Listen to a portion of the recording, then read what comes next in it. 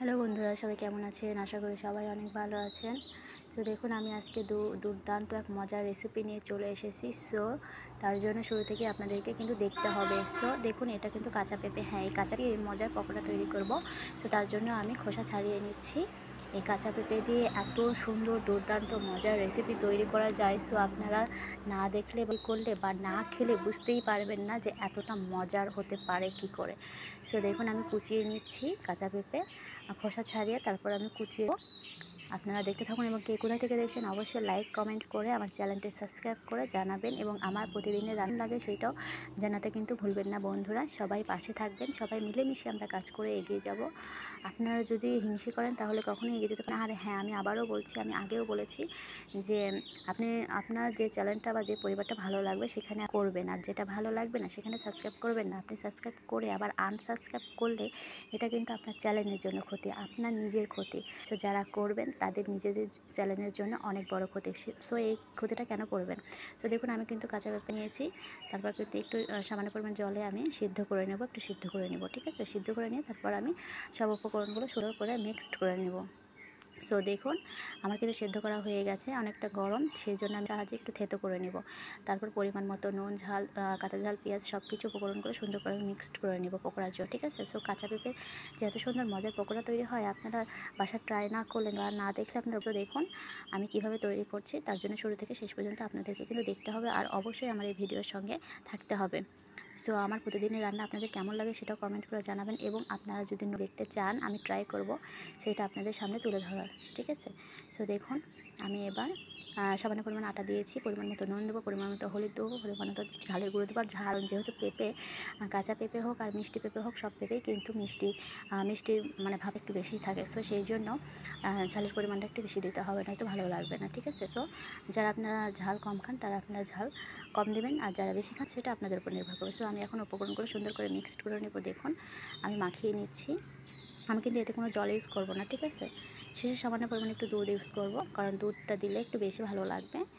So সেই জন্য আমি মিক্সড করে নিচ্ছি। দেখুন, আমি মাখিয়ে নিচ্ছি। এবার আমি সামান্য পরিমাণ আগে থেকে জ্বালিয়ে রাখা দুধ, ঘন করে জ্বালিয়ে রাখা দুধ আমি দিয়ে দিচ্ছি এবং দুধে মিক্সড করে নেব। ঠিক আছে, সো আপনারা দুধ না চাইলে নাও দিতে পারেন, দুধটা দিলে একটু বেশি টেস্টি হবে এটাই। আর দুধের পরিবর্তে আপনারা সামান্য পরিমাণ জলও দিতে পারেন বা জল না দিলেও হবে। ঠিক আছে, সো আমি একটু বেশি টেস্টির জন্য, ইয়ামির জন্য আমি সামান্য পরিমাণ দুধ দিয়েছি।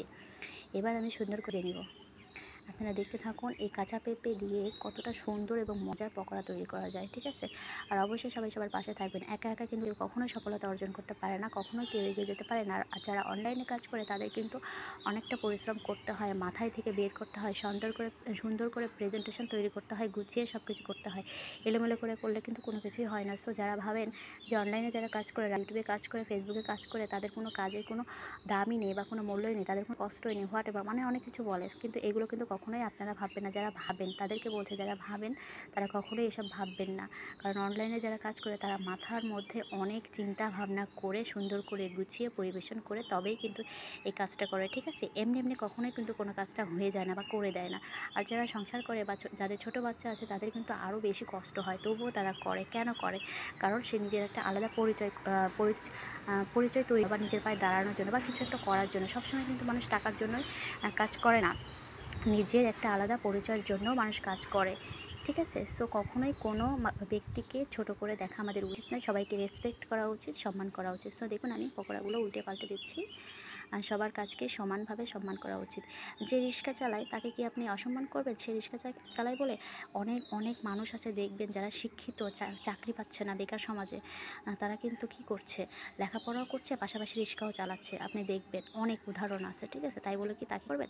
তাকে কি কেউ কলেজে ইউনিভার্সিটিতে ভর্তি নেবে না, নাকি পড়াবে না? সে রিক্সা চালায় বলে এরকমটা কখনোই মনোভাব চিন্তাভাবনা নিজেদের মনে আনবেন না। যারা আনেন তারা আনবেন না, সবাই কিন্তু এরকমটা ভাবে না। আমি কিন্তু বলছি সবাই নয়, কিছু কিছু মানুষ আছে যারা গরিবদেরকে বা এরকম যারা অনলাইনে কাজ করে তাদেরকে অবহেলা করে, রেসপেক্ট করে না, সম্মান করে না।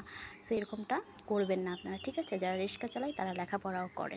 ঠিক আছে, সো সবাইকে সম্মান করা উচিত। আর যারা লেখাপড়া করে না বা রিক্সা চালায় তাদেরকেও অসম্মান করবে না। সবার কাজের পিছনেই কিন্তু পরিশ্রম আছে, পরিশ্রম ছাড়া কোনো কাজ নেই। যারা টিচার, যারা ডক্টর, যারা পাইলট, যারা প্লেন চালায় বা দেশ চালায়, তাদেরও কিন্তু অনেক পরিশ্রম করতে হয়, হোক না সেটা হাতে পাঠায় ব্রেন, সব কিছুর পিছনে কিন্তু পরিশ্রম আছে, কঠোর পরিশ্রম ছাড়া কোনো কাজই কিন্তু নেই। সো সবাইকে সম্মান করবেন, আমরা যারা অনলাইনে কাজ করছি ইউটিউবে ফেসবুকে সবাইকে সম্মান করবেন, রেসপেক্ট করবেন, সবাই মিলেমিশে ভালোবেসে আমরা কাজ করে এগিয়ে যাব, ঠিক আছে? সাপোর্ট করতে না পারলেও কখনও কাউকে অসম্মান করবেন না। সো দেখুন আমি পকোড়াগুলো কিন্তু নামিয়ে নিয়েছি, আমার পকোড়াগুলো কেমন হয়েছে অবশ্যই কমেন্ট করে জানাবেন, আর আপনারাও বাসায় ট্রাই করবেন, ঠিক আছে? কতটা খেতে ইয়ামি হবে এবং মজার হবে দেখেই বোঝা যাচ্ছে। সো দেখুন কতটা সুন্দর কালার এসেছে, খেতেও কিন্তু একদম দারুণ হবে, দেখেই বুঝতে পারছেন। সো আমার পকোড়াটা কেমন হয়েছে, কাঁচা পেঁপের মজার পকোড়া, ঠিক আছে? সো আপনারাও বাসায় ট্রাই করতে পারেন, দেখুন কালারটা কতটা হয়েছে, কতটা ইয়ামি হয়েছে। সো সবার কাজের পিছনেই কিন্তু কঠোর পরিশ্রম আছে, আমি আবারও বলছি, কখনোই কাউকে অসম্মান করবেন না, ঠিক আছে? সবাইকে ভালোবেসে সম্মান করে কাজ করে এগিয়ে যাব, হিংসে বিদ্বেষ আমাদের ভিতরে থাকবে না। আমরা ভেবেচিন্তে যারা রান্নাবান্না কাজ করে ভেবেচিন্তে আমরা কথা বলি, ভেবেচিন্তে কাজ করি, ভেবেচিন্তে সুন্দর করে পরিবেশন করার চেষ্টা করি। ভুল ত্রুটি সবারই হয়, হ্যাঁ, মানুষ মাত্রই ভুল ত্রুটি হয়, ভুল ত্রুটি হলেই যে তাকে অসম্মান করতে হবে এমনটা চিন্তাভাবনা করবেন না। সো দেখুন আমি কিন্তু ভেঙে দেখাচ্ছি কতটা মসমস এবং কতটা ইয়ামি হয়েছে। সো সবাইকে সম্মান করবেন, ভালোবাসবেন, সবাই সবার পাশে থাকবেন। একা একা আপনি এগিয়ে যেতে পারবেন না, কখনোই পারবেন না, আমি গ্যারান্টি দিয়ে বলছি, একা একা আপনি কখনোই এগিয়ে যেতে পারবেন না। সো আমরা যারা সবাই পাশে থাকবেন, সবার সাপোর্ট করবেন, সবাই মিলেমিশে কাজ করে আমরা এগিয়ে যাব, ঠিক আছে? সো সবাই সুস্থ থাকবেন, ভালো থাকবেন, সবাইকে টাটা।